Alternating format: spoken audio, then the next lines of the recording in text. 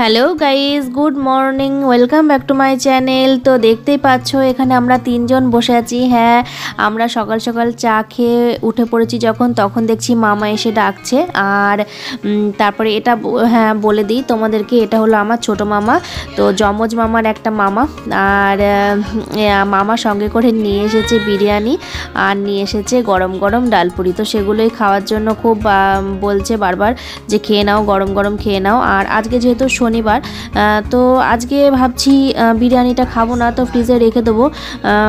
কারণ যেহেতু আমার শনিবারে অ্যাক্সিডেন্টটা হয়েছিল, তো সবাই বলছে শনিবারটা একটু মানতে, তাই আর কি নিজের মনের আর কি ইয়ে রাখার জন্য তাই শনিবারটা একটু মানবো। আর সেই জন্য শনিবারে বিরিয়ানিটা খাবো না, ভাবছি ফ্রিজেই ঢুকিয়ে দেবো, কালকে মাইক্রোওভেনে গরম করে নেবো সকালবেলায়, ব্যাস।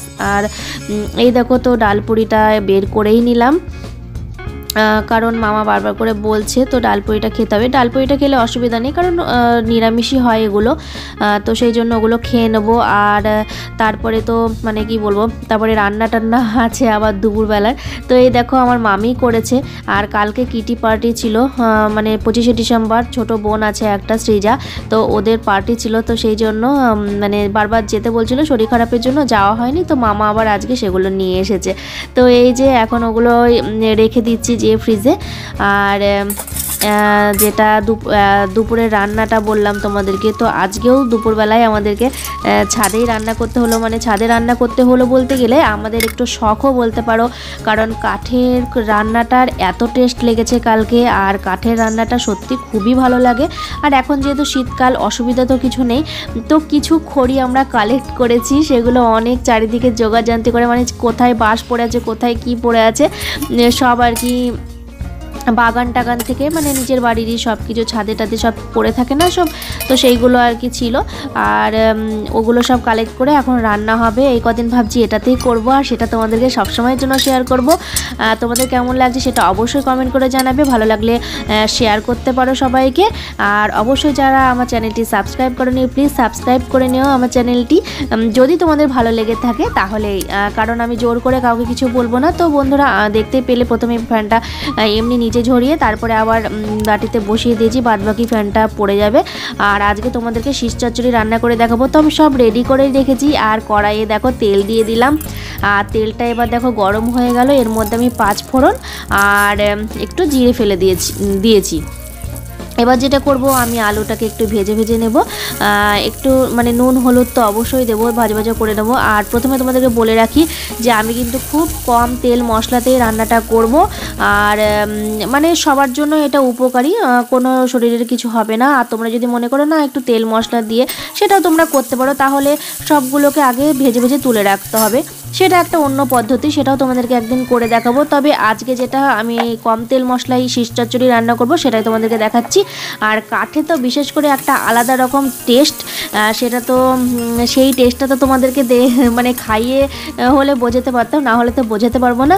তো যাই হোক, আমি আলুগুলো একটু লাল লাল করে, মানে লাল লাল খুব একটা করিনি, মানে জাস্ট একটু নাড়াচাড়া করে ভেজে নিয়েছি। আর এর মধ্যে শিমগুলো দিয়ে দেবো, কারণ এরকম করেই ভাজতে হবে। আর শিম আর আলুটা যেহেতু একটু শক্ত প্রকৃতির, তো সেই জন্য ওগুলোকে আগে একটুখানি জাস্ট একটু ঢাকা দিয়ে আমি একটু ভাজা করে নেবো। আর তারপরে আমি ওর ভিতরে দেবো বেগুন, আর বেগুন দেওয়ার পরে তারপরে আমি দেবো ওর ভিতরে শীষগুলো। সবই আমি কেটে ধুয়ে রেডি করেই রেখে দিয়েছিলাম। আর আজকের যেটা মশলা কিন্তু শুধু আদা আর কাঁচা লঙ্কা। তো এই যে মন্দিরটা একটু দেখিয়ে দিচ্ছি, তো মন্দিরটা দেখাচ্ছি, তার কারণ আছে, কারণ মন্দিরের ভিতরে এখন একটু পুজো হলো। আর পুজো হওয়ার পরে এবার প্রসাদটাও খাবো, সেটাও তোমাদেরকে শেয়ার করছি, দাঁড়াও।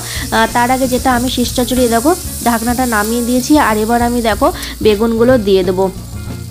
তো বেগুনগুলো দেওয়ার পরে মানে বেগুনগুলো সবই তো কেটে কুটে সব রেডি করে রেখেছিলাম, বললামই তোমাদেরকে। তো বেগুনগুলো দেওয়ার পরে একটু নাড়াচাড়া করে নেবো, একটু নুন হলুদ সামান্য দিয়ে দেবো। নাড়াচাড়া করার পরে আবার একটু ঢাকা দিয়ে দেবো, তারপরে শীষগুলো দেবো। তো এইভাবেই আর কি রান্নাটা করব। তো আমার হলুদ ঢালা ছিল না পুরোটা, তা আমি ভাবলাম চলো হলুদটা একটু ঢেলে নিই, এই হাতেই করতে হবে। তো যতটুকু পারা সম্ভব, এখন তো আগের থেকে একটু ভালো আছি, সুস্থ আছি, তো এইভাবেই আর কি চলছে কোনো রকমে, বুঝতেই পারছো। আর দেখো ছাদের পরিবেশটা কেমন, আশপাশের পরিবেশটা কীরকম, বেশ দারুণ একটা অনুভূতি। আর রোজ মনে হচ্ছে পিকনিক করছি আর খাচ্ছি। তো চলো বন্ধুরা, আমার শীষ চচ্চড়ি দেখে নাও একটু। হ্যালো বন্ধুরা, সকাল থেকে শুধু পিছন থেকেই কথা বলছি, সামনে আসিনি এখনও। তো ভাবলাম চলো এবার একটু সামনে আসি আর এসে তোমাদের সঙ্গে একটু কথা বলি, তার কারণ বাজে লাগছিল আর সকাল থেকে একটু ব্যস্তই। তাও সকালটা সকাল থাকছে না, আমাদের কাছে দুপুর হয়ে যাচ্ছে, বুঝতেই পারছো, সূর্যি মামা মাথার উপরে।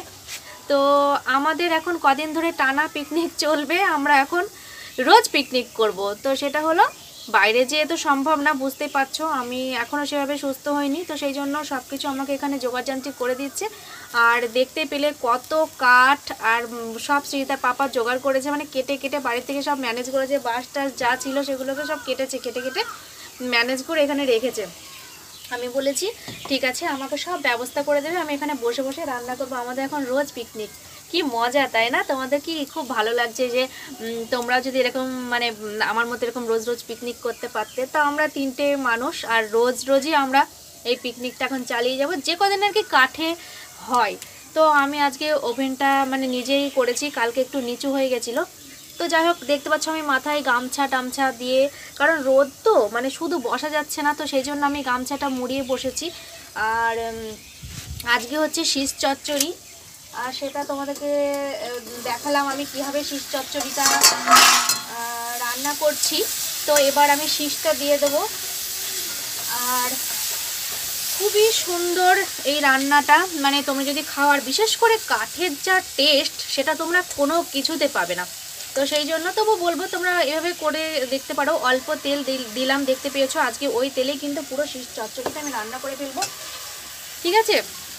তো এই যে আমি শীষগুলো কেটে সব পরিষ্কার করে ধুয়ে রেখে দিয়েছি, এবার আমি শীষগুলো দিয়ে দিচ্ছি, একটু নুন হলুদ দিয়ে, ব্যাস ঢাকা দিয়ে একটুখানি এটাকে সিদ্ধ করে কষিয়ে নিতে হবে। কষিয়ে তারপরে মানে কষিয়ে নেওয়া বলতে তারপরে একটু মানে মশলা দিয়ে কষিয়ে নিতে হবে।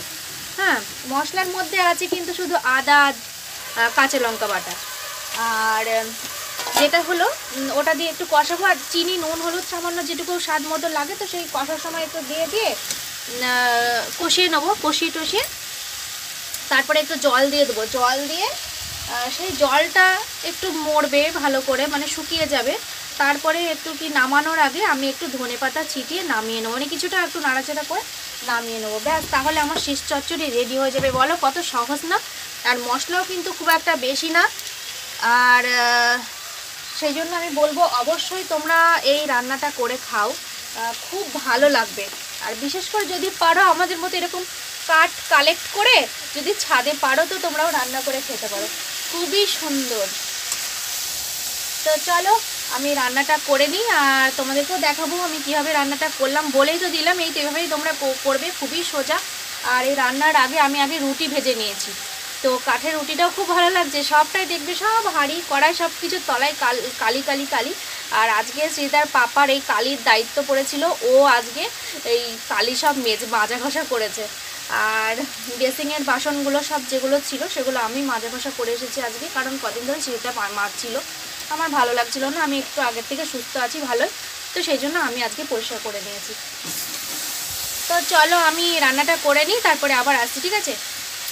আর এখনও ধরো সকালবেলায় ফ্রেশ ট্রেশ হয়েছিলাম, তো তারপরে আবার তো স্নান টান একটু কিছু করতে হবে, করে তারপরে আবার খেতে দিতে হবে।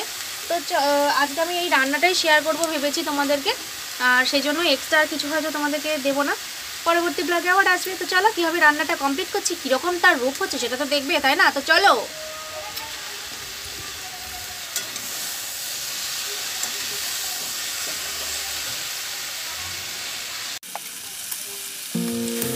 তো এবার যেটা করব, শীষগুলো মোটামুটি প্রায় অনেকটাই নরম টরম হয়ে এসেছে। এবার যেটা করব মানে কষা, তো ভাজাটা অনেকটাই হয়ে এসেছে। তো এর মধ্যে আমি দেখো আদা আর কাঁচা লঙ্কা বাটাটা কিন্তু দিয়ে দিলাম। আর এটা যেটা দিলাম সেটা হলো চিনি। আর তোমরা যদি মনে করো, আমি যেহেতু বুঝতে পারছি যে একটু নুন আর একটু হলুদটা মোটামুটি আমার ভালোই দেওয়া আছে, হলুদ তো আমি দেবই না, যদি লাগে তো একটু নুন দেবো। আর তাছাড়া কিছু না, একটু সামান্য তোমরা যদি মনে করো একটু জল দিয়ে দিতে পারো।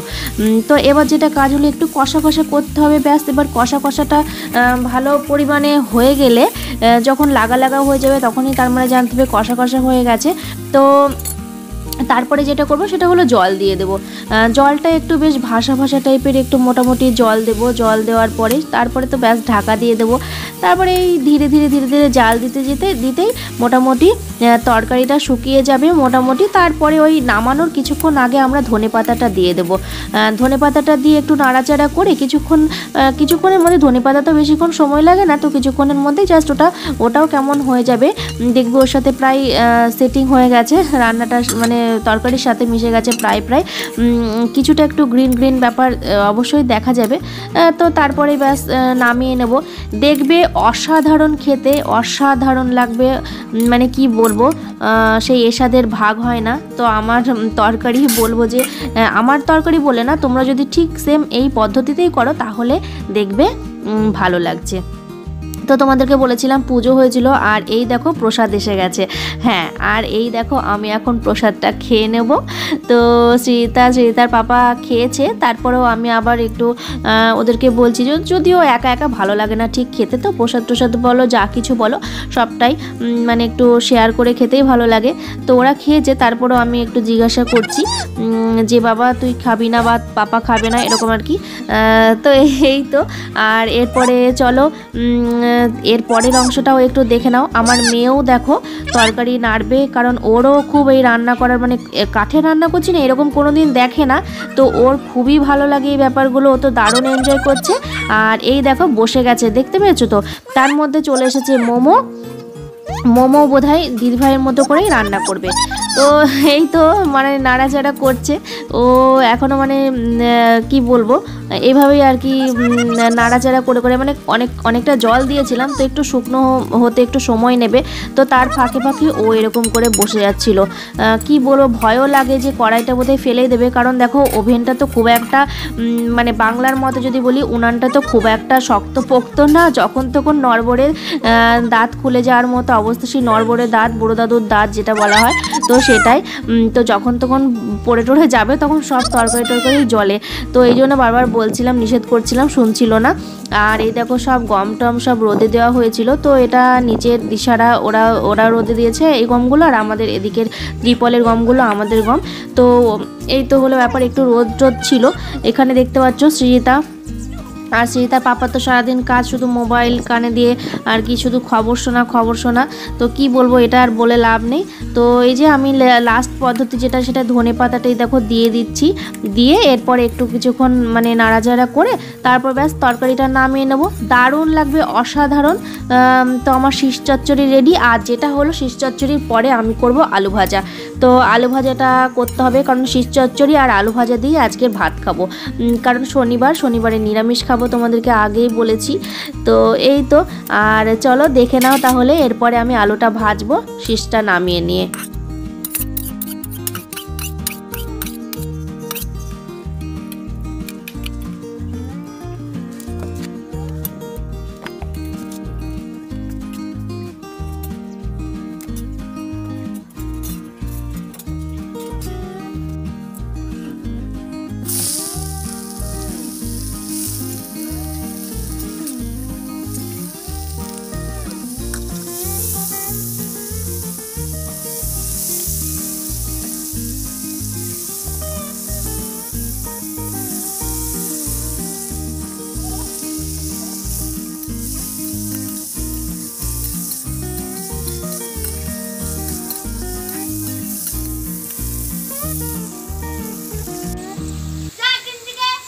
এটা কি হচ্ছে রে মা? আলু ভাজা,